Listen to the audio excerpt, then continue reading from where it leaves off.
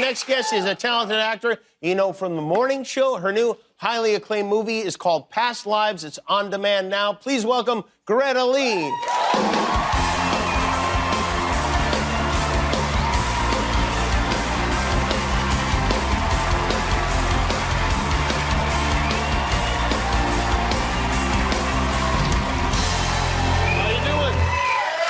Good to have you here. I have seen you on The Morning Show, and you're fantastic on that. And we have a mutual friend. Yes. Chef David Chang is a very good friend of mine, and I understand of yours as well. Yeah. Question. Yes. I was at his house, and we have young kids around the same age. Dave does. We do, too. Okay. And I noticed he has, like, a very professional, expensive-looking drum kit. We were sort of like, what's that? Yeah, you mean his son Hugo has a drum kit? Yes. Yeah, it was in the playroom, and we were like, interesting choice. What's that? And Dave says, oh yeah, Kimmel gave me that. Yeah, yeah. So do you hate him? No, I love him. However, I enjoy giving, when my friends have young children, I like to give those children drum sets. Yeah. So that they think of me each day. Right. Sometimes at 5 o'clock in the morning. Sure. And I've found that it creates a lot of hilarity, mostly for me. Yeah, exactly. I was like, you like pranks, right? So I love them, yes, I do, yeah. That's an extended, long prank. It is a long time prank, but one of these days, one of these kids is gonna be in like the Foo Fighters or something, and it's gonna be like, oh, thank you for that prank. Yeah. Kimmel. Yeah. So I would like you to know that for me. Yes. No, thank you. No, you don't want to. Well, what I would do is. Yeah. How old are your children? I have 2 boys. They are age 7 and 4. Yeah, I give it right to them so that you really would be cut out of the equation. Okay. Okay, One that's way or good. another, there's going to be some noise. Okay. It's either going to be them playing the drums or you dragging them away. Okay. He also told me that you are a wonderful person. He said very nice things. And he said you were one of the first people to work with him at Momofuku in New York, right? Yeah. I was a host and a server at his restaurant. So you'd be there at the front when people come in. Yes. Which is basically a hard bouncer. job, isn't it? Oh, yeah. It's a very popular restaurant. And at that time, I mean, everyone was coming through, and I was like the doorman, basically. You were. And nobody's happy there. Well, some people are happy, but the people who are happy you see just for a moment, and then you send them right to their table. Everyone else is either standing around and waiting, or you're telling them that they can't get in.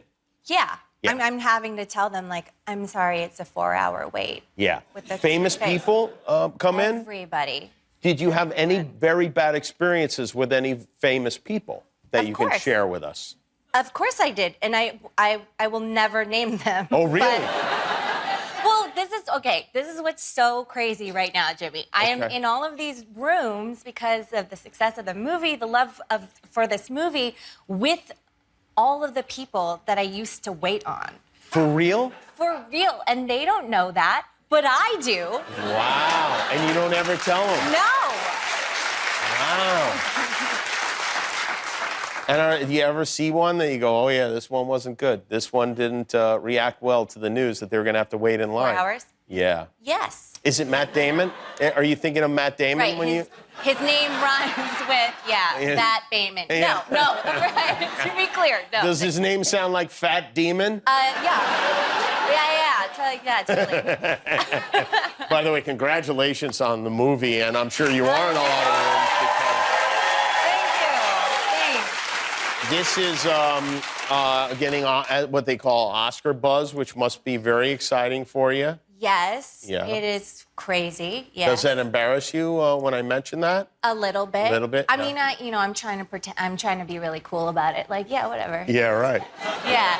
No, it's so wild. And it's been a long road for me, and it's been 2 decades of dealing with my dad asking me things like, "So, are you medium famous yet?" to get to this moment. Did he really ask that? Is he sincere or is he goofing around when he asks you that question? No, he really wants to know. Really?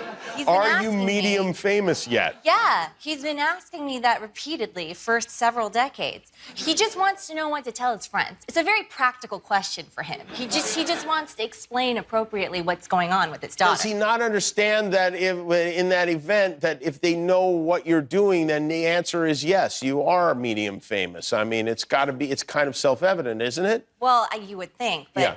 What I'm doing right now is I'm starting to bring them to as many events as possible just to prove, that it's real. I see. That I am now finally medium famous. What have you been bringing them to? I brought them yesterday. We were at the Elle Women in Hollywood event. I was so lucky to be honored amongst this ridiculous lineup of people like J-Lo and Jodie Foster and me, and I brought my parents. It was so crazy.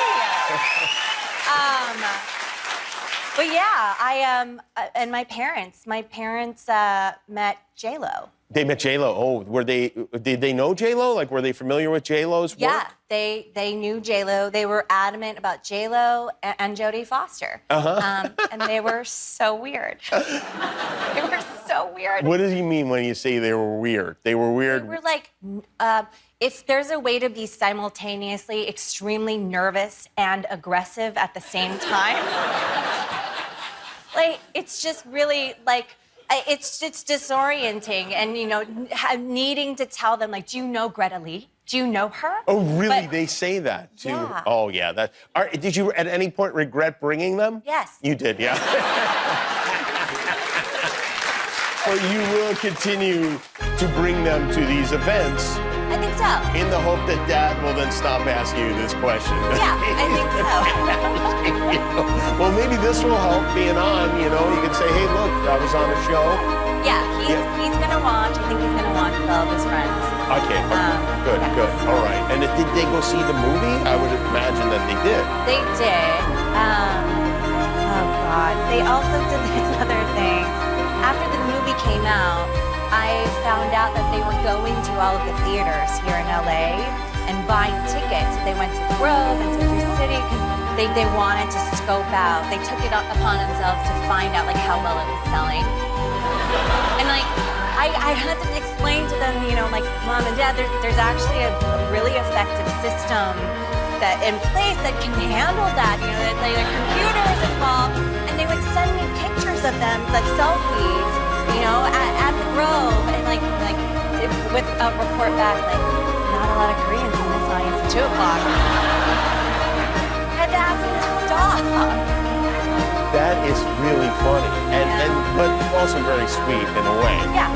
I know you speak Korean in the movie. Did you speak Korean like throughout your whole life, or when you were little, or what? Yeah, I did, but it was one of those things where growing up here in LA, I had become much more westernized, and when I got the job, that was a real panic of mine of like, can I actually speak Korean? Yeah, right, yeah. Yeah, because you lose a little bit of that as you just live life here. It's just an essence of being bilingual and bicultural. So yeah, that was a very kind of. Were your parents satisfied with your? My Korean? Yeah. That was the other thing with my mom. Like, it had been months and months of training, and I was working with Bong Joon-ho's translator, this incredible woman, Sharon Choi. I don't know if you remember her at the Oscars. I mean, right. With her genius, she can translate jokes in real time. Oh. She's amazing. Anyways, we were working Hear that, together. Guillermo? Yes, I did. Yes. Me too. Yeah. Me too. Yeah. Yeah. Oh yeah, she's like the Korean you. We could open up a whole new market Oh my God, you if he just paid attention for 5 seconds. No, I am. We'll do a good job together. Yeah. So she helped you out, and she helped me out. But anyways, when the trailer came out for the movie and I sent it to my parents, my mom asked me. She was like, "Well, 한국말이 나오네," which means like, "Oh, interesting. It's Korean." I had been telling her for like months what I was working on and like how vulnerable it is. Like, you know, I was really, it was a big part of my prep. Yeah. It's like completely over I think her what head. parents do is we don't listen to them for the first like 18 years of our lives, and then they spend the next 40 not listening to us. Okay. It's the co-revenge. Yeah. Well, congratulations on everything. Thanks. I hope your parents behave themselves at all these events. I mean, I you're guess we'll going see. to. We'll find out. Greta Lee, everybody. Past lives.